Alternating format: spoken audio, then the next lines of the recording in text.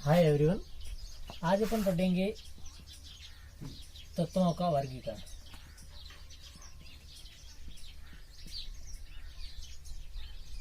यानी क्लासिफिकेशन।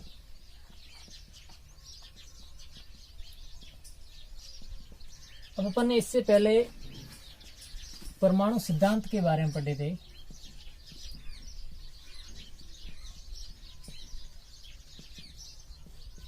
परमाणु सिद्धांत आपके पास 4 थे, जिसमें से पहला था डाल्टन, उसके बाद थॉमसन आया, फिर उसके बाद आए थे रदरफोर्ड जिसने स्वर्ण बत्ती वाला प्रयोग किया था, उसके बाद थे नील्स बोर। जब इन चारों ने किसकी खोज की थी? परमाणु के संरचना की खोज की। तो अब परमाणु है जो खोजा जा चुका था। अब परमाणु है जो जब अनेक परमाणु जुड़ते हैं या फिर 2 या 2 से अधिक परमाणु आपस में जुड़ते हैं तो अणु का निर्माण करते हैं। और जब ये अणु है, ये जब जुड़ते हैं तो फिर तत्वों का निर्माण करते हैं, या फिर जो तत्व होते हैं वो परमाणुओं के बने होते हैं, अपन ऐसे कह सकते हैं। तो चूंकि परमाणु की खोज की जा चुकी थी, तो अब परमाणु से बनने वाले जो यौगिक है या फिर तत्व है वो अपने पास आ गए। अब अपन को ये पता लगाना है कि जब अनेक परमाणु या संयोग कर रहे हैं तो तत्व का निर्माण कर रहे हैं, तो अपन उसको कैटेगराइजेशन कैसे करेंगे, मतलब उनका वर्गीकरण कैसे करेंगे कि ये तत्व किस कैटेगरी का है या फिर इसके गुण क्या है, मतलब ये रासायनिक अभिक्रिया कैसे करता है। तो इन सब की आवश्यकता हुई, तो अपन आज पढ़ेंगे उसके बारे में कि तत्वों का वर्गीकरण क्या होता है। तो सबसे पहले 1800 के आसपास सिर्फ 30 तत्व ज्ञात थे,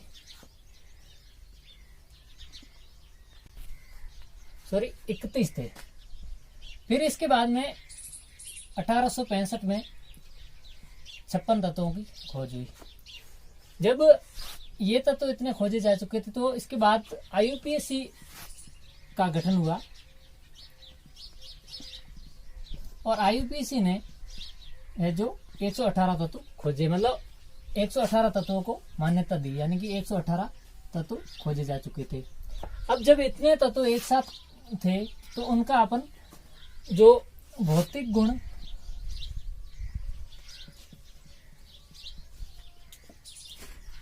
या रासायनिक गुणों के आधार पर कैसे सेपरेट करते, यानी उनको अलग कैसे करेंगे, अपन कैसे पहचानेंगे कि इसका जैसे हाइड्रोजन तत्व है या फिर ऑक्सीजन है, तो अपन कैसे अलग करेंगे कि हाइड्रोजन के जो भौतिक गुण है वो और ऑक्सीजन के भौतिक गुण अलग है, या फिर रासायनिक गुण इन दोनों के अलग अलग कैसे हैं। तो इन सब को अपन पता लगाने के लिए अपन को तत्वों के वर्गीकरण की जरूरत महसूस हुई। तो सबसे पहले अपन आज पढ़ते हैं तत्वों का वर्गीकरण, और उस तत्वों के वर्गीकरण में पहला वर्गीकरण आता है, वो आता है डोबे-राइनर का त्रिक सिद्धांत।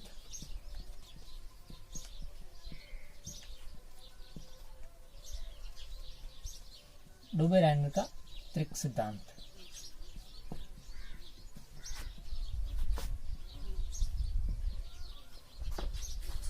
डोबे-राइनर का त्रिक सिद्धांत क्या कहता है?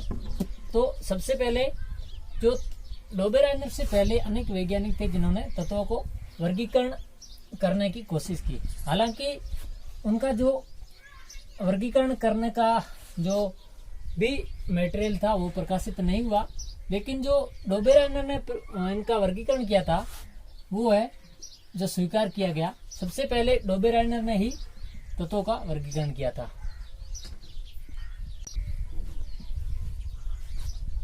डोबे-राइनर ने 1829 में तत्वों का वर्गीकरण किया था। उन्होंने क्या किया कि 3 तत्व लिए, जैसे माना कि उन्होंने 3 तत्वों की श्रेणी बनाई, जैसे A, B और C, ये माना कि कोई तत्व है। तो उन्होंने इस प्रकार से तत्वों की श्रेणी बनाई जिसे उन्होंने त्रिक कहा, यानी कि ट्राइड बोला। तो इसको अपन डोबेराइनर त्रिक भी कहते हैं।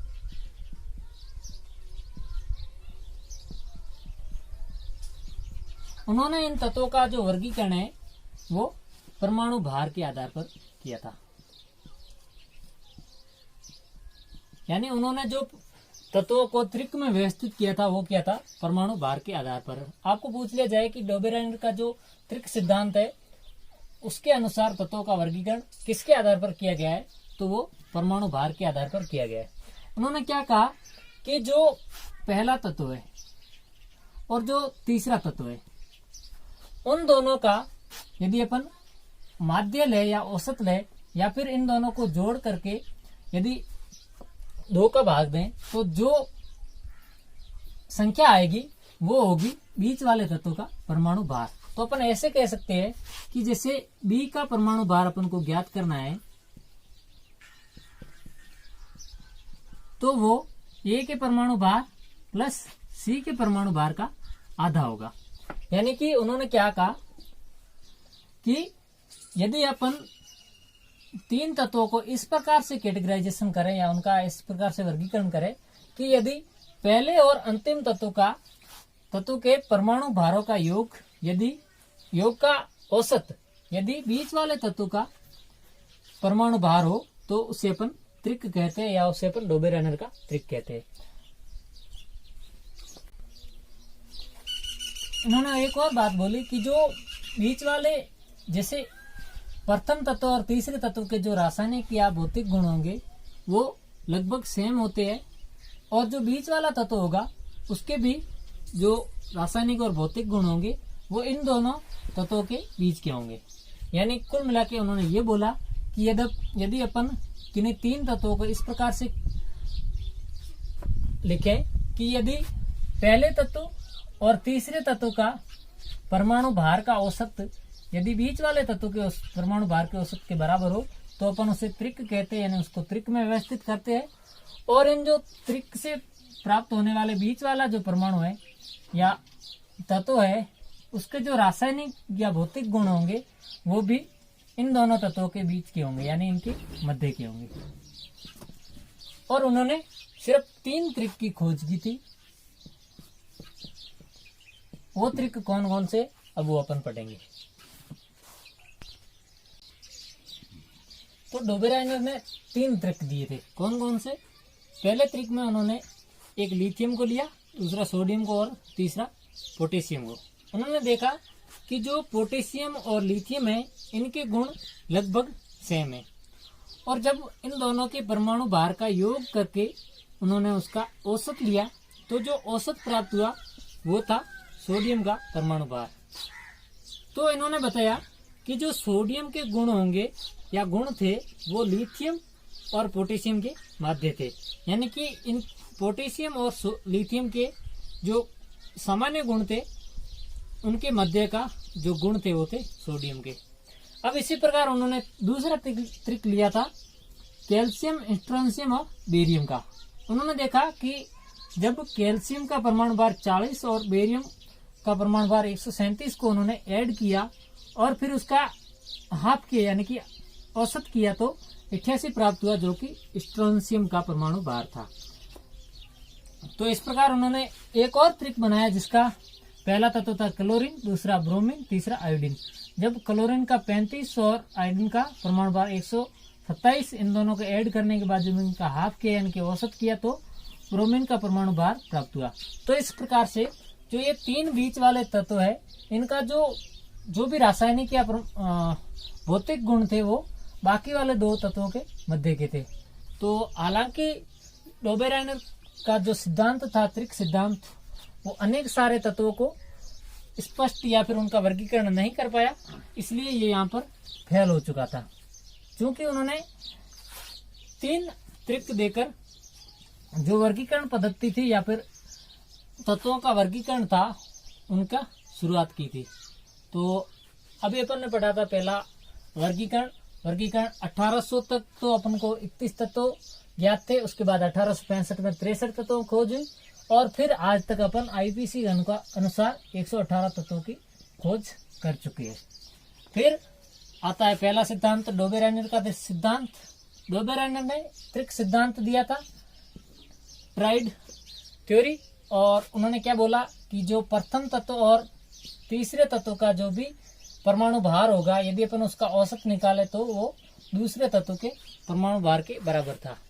तो इसमें उन्होंने 3 त्रिक लिए थे, पहला त्रिक ये था, दूसरा ये और तीसरा ये। फिर जब डोबेरेनर का त्रिक सिद्धांत फेल हुआ तो उसके बाद दूसरा सिद्धांत आया जो लेकर आए जॉन अलेक्जेंडर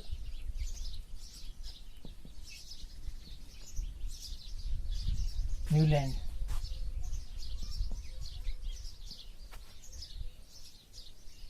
जिसको उन्होंने नाम दिया अष्टक सिद्धांत या फिर जॉन अलेक्जेंडर का अष्टक सिद्धांत।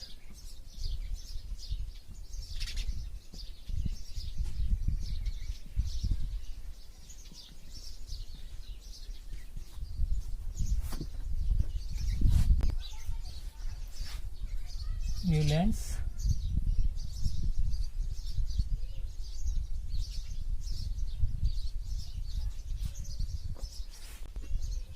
जब डोबेरेनर का जो त्रिक सिद्धांत है, जब उसको मान्यता नहीं मिली या फिर वो फेल हो गया, तो उसके बाद एक और सिद्धांत लाया गया न्यूलैंड के द्वारा, जिसका नाम था अष्टक सिद्धांत, जिसको उन्होंने अष्टक सिद्धांत बोला या फिर ऑक्टाव्स लॉ।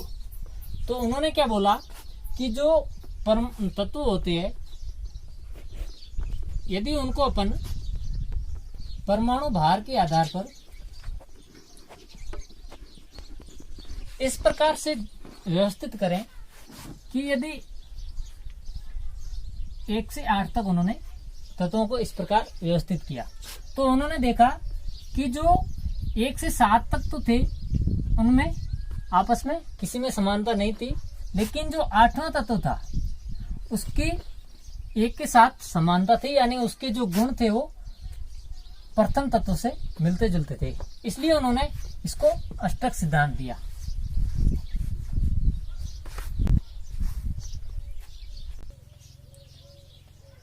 जैसे संगीत में स्वर होते हैं,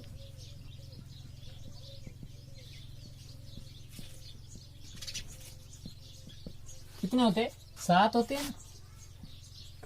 तो जैसे उनको बोलते हैं सा रे गा मा प द नी सा। अब इसमें आप देख सकते हैं कि जो 1 से 7 तक स्वर है वो आपस में एक दूसरे से समानता नहीं रखते, लेकिन जो 8वां तत्व है, 8वां स्वर है, वो पहले स्वर के समान है। इसी प्रकार न्यूलैंड ने क्या बोला कि यदि अपन तत्वों को परमाणु भार के आधार पर व्यवस्थित करें, तो जो 1 से 8 तक तत्वों में व्यवस्थित कर रहे हैं, तो उन्होंने देखा कि जो प्रत्येक 8वां तत्व है वो पहले तत्व से मिलता जुलता है। तो इस प्रकार इस सिद्धांत को न्यूलैंड का अष्टक सिद्धांत या न्यूलैंड्स लॉ ऑफ ऑक्टाव्स कहते हैं। उन्होंने जो है जब तत्वों को व्यवस्थित किया, तो अब अपन पढ़ते हैं न्यूलैंड का अष्टक सिद्धांत, जिसमें कौन कौन से तत्व थे वो तत्व अब अपन लिखेंगे। तो उन्होंने इतने तत्वों को अष्टक नियम के अनुसार व्यवस्थित किया।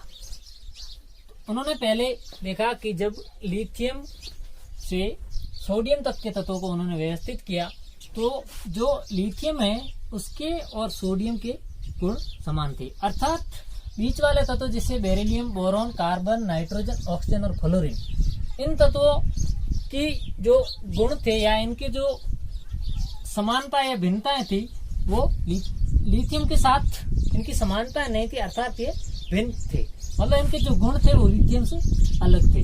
तो इस प्रकार से जो 7 तत्व थे उनकी जो गुण है वो अलग थे, लेकिन जो 8वां तत्व है वो है सोडियम, उसके गुण थे वो लिथियम से मिलते जुलते थे।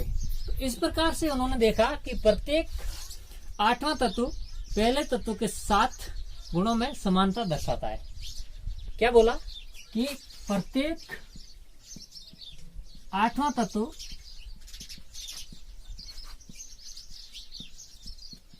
प्रथम तत्व के साथ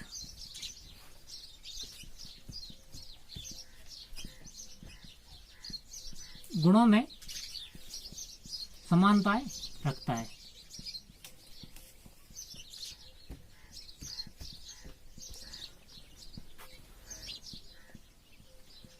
कैसे? जैसे ये 8 स्वर होते हैं, उसमें जो पहला स्वर है और 8वां स्वर है, जिस प्रकार से ये दोनों आपस में समानताएं रखते हैं, उसी प्रकार जो पहला तत्व है वो 8वें तत्व के साथ समानता दर्शाता है। इसी प्रकार उन्होंने एक तो ये श्रेणी बनाई, जो पहला तत्व था वो 8वें तत्व के साथ समानता दर्शा रहा था। इसी प्रकार जब उन्होंने एक बार और व्यवस्थित किया उनको आगे से, जब सोडियम से आगे के तत्व जैसे magnesium, aluminium, silicon, phosphorus, sulphur, chlorine, potassium और कैल्शियम तक, तो उन्होंने देखा कि जो पोटेशियम के गुण थे वो सोडियम से मिलते जुलते थे। इस प्रकार से उन्होंने जो पोटेशियम, चूंकि सोडियम के बाद 8वें नंबर पर आ रहा था, इसलिए ये अष्टक नियम के अनुसार सही सिद्ध हो रहा था। तो उन्होंने देखा कि जो इसका परमाणु भार के आधार पर जब अपन व्यवस्थित कर रहे हैं, तो प्रत्येक पहला तत्व जो है, प्रत्येक 8वां तत्व है जो पहले तत्व से समानता दर्शा रहा है। जब अपन यहाँ से देखते हैं तो 8वां तत्व सोडियम होता है, जो कि लिथियम से समानता दर्शा रहा है। जब अपन सोडियम से आगे चलते हैं तो 8वां तत्व पोटेशियम आता है, जो सोडियम से समानता दर्शा रहा है। अब अपन जैसे यहाँ से बेरिलियम से चल रहे हैं, बेरिलियम से देखेंगे तो जैसे पहला तत्व ये, दूसरा ये बोरॉन, तीसरा कार्बन, चौथा नाइट्रोजन, पांचवा ऑक्सीजन, छठा फ्लोरीन, सातवां सोडियम, 8वां आ रहा है मैग्नीशियम। अब अपन देखते हैं कि जो मैग्नीशियम और बेरिलियम की जो गुण है वो लगभग सेम आ रही है। इसका मतलब यहाँ पे अष्टक नियम लग रहा है।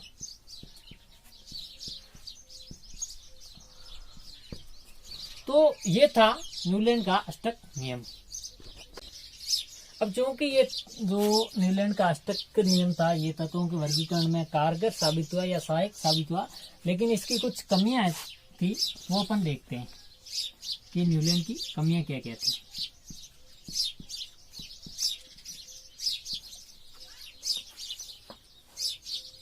अब सबसे बड़ी जो कमी थी न्यूलैंड की वो ये थी कि ये जो अष्टक नियम है सिर्फ और सिर्फ कैल्शियम तक लागू होता है।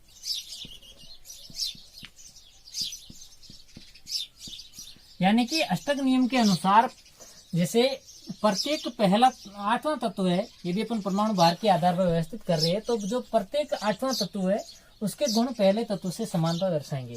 तो इस प्रकार से जैसे अपन कैल्शियम से आगे के तत्वों को यदि व्यवस्थित करेंगे, तो जो 8वां तत्व होगा वो कैल्शियम से या फिर इसके जो प्रथम तत्व होगा 8वां का, उससे समानता नहीं दर्शाएगा। इस प्रकार से ये नियम सिर्फ और सिर्फ कैल्शियम तक ही लागू होता है। फिर दूसरा क्या था? दूसरा ये था कि इसमें जो कोबाल्ट और निकल थे, इनको क्लोरीन, ब्रोमीन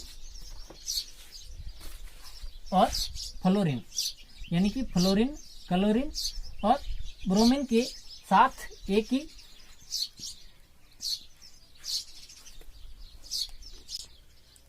यानी कि इनको जो कोबाल्ट और निकल थे, इनको हैलोजन तत्व जैसे फ्लोरीन, क्लोरीन, ब्रोमीन के साथ रखा। जबकि अपन देखते हैं जो हैलोजन होते हैं उनके जो सामान्य गुण होते हैं बाकी तत्वों से भिन्न होते हैं। इस प्रकार अपन कोबाल्ट और निकल को क्लोरीन के साथ यानी कि हैलोजन तत्वों के साथ नहीं रख सकते। तो ये इसकी सबसे बड़ी दूसरी कमी थी, किसकी? न्यूलैंड की। फिर तीसरी कमी ये थी कि ये सिर्फ और सिर्फ हल्के तत्वों पर लागू होता है, यानी जिनके परमाणु भार कम होते हैं उन पर ही ये नियम लागू होता है, हल्के तत्वों पर लागू होता है। फिर चौथी कमी क्या थी? चौथी कमी ये थी कि न्यूलैंड के अनुसार सिर्फ और सिर्फ 56 तत्वों की ही खोज होती, यानी कि 1865 तक तो कितने तत्व? 63 तत्व खोजे जा चुके थे। और इसी का जो न्यूलैंड का अष्टक नियम था वो भी 1865 के आसपास ही आया। इसका मतलब जो ये बाकी वाला जैसे 7 या 8 तत्व बाद में खोजे गए थे, तो इन्होंने पहले दे दिया था जब 56 तत्वों की खोज हुई थी, उसी समय इन्होंने अपना सिद्धांत दे दिया था, अष्टक सिद्धांत। तो इन्होंने क्या बोला कि सिर्फ और सिर्फ 56 तत्व ही ज्ञात है और आगे किसी तत्व का, यानी कि आगे किसी तत्व की खोज नहीं होगी। इस प्रकार से उन्होंने सिर्फ 56 तत्वों तक ही के गुणों का ही विश्लेषण किया। आगे के तत्वों के लिए उन्होंने न तो कोई रिक्त स्थान छोड़ा, न ही उनके लिए कुछ स्टेटमेंट दिया, या फिर उन्होंने इनके आगे जो तत्व थे उनके बारे में कुछ नहीं बोला। और इन्होंने ये भी कह दिया कि इन तत्वों के बाद आगे किसी भी तत्व की खोज नहीं होगी, अर्थात ये एक सबसे बड़ी भूल थी न्यूलैंड की। तो अपन ने क्या पढ़ा अभी सबसे पहले जॉन अलेक्जेंडर न्यूलैंड का अष्टक सिद्धांत 1865 में दिया था। किसने दिया था? न्यूलैंड ने दिया था। उन्होंने क्या किया कि तत्वों को परमाणु भार के आधार पर इस प्रकार से व्यवस्थित किया कि जो प्रत्येक 8वां तत्व होगा उसके जो सामान्य गुण होंगे वो प्रथम तत्व से मिलते जुलते होंगे। जिस प्रकार से अपन संगीत में ध्वनियां होती है, तो इसमें से जो 8वीं ध्वनि होती है या 8वां स्वर होता है वो प्रथम स्वर से मिलता जुलता होता है। इसी प्रकार जो 8वां तत्व होगा वो प्रथम तत्व से मिलता जुलता होगा, यानी कि उसके सामान्य गुण पहले तत्व के जैसे होंगे। फिर उन्होंने अष्टक नियम दिया और उन्होंने कितने तत्व, कैल्शियम, लिथियम से लेकर कैल्शियम के तत्व तक उन्होंने वर्गीकरण किया अष्टक नियम के अनुसार। उन्होंने तत्व है उसके सामान्य गुण पहले तत्व के जैसे थे। फिर उन्होंने जब ये सब कर दिया तो उसके बाद कुछ कमियां रह गई थी इसमें। पहली कमी क्या थी कि ये सिर्फ और सिर्फ कैल्शियम तक ही लागू होता है। कैल्शियम के आगे जैसे स्कैंडियम, टाइटेनियम, वैनेडियम जो तत्व थे उन पर ये लागू नहीं होती है। फिर इन्होंने दूसरी बड़ी भूल क्या कर दी कि जो हेलोजन तत्व थे उन्हीं के साथ कोबाल्ट और निकल को रख दिया, जबकि इनके गुण है वो एक जैसे नहीं थे। फिर तीसरी कमी ये थी कि ये सिर्फ और सिर्फ हल्के तत्वों पर लागू होता है, अर्थात जिसका परमाणु भार कम होता है उन पर ये नियम लागू होता है। फिर उन्होंने क्या बोला कि इस सारणी में या फिर जो वर्गीकरण की जो इसने पद्धति दी थी या फिर नियम दिया था, या फिर इन्होंने जो वर्गीकरण इसका तत्वों के वर्गीकरण की सारणी दी थी, उन्होंने बोला कि इसमें सिर्फ और सिर्फ 56 तत्व ही होंगे, इससे आगे न तो किसी तत्व की खोज होगी और न ही तत्व कोई आएगा। तो ये इसकी न्यूलैंड की सबसे बड़ी भूल थी।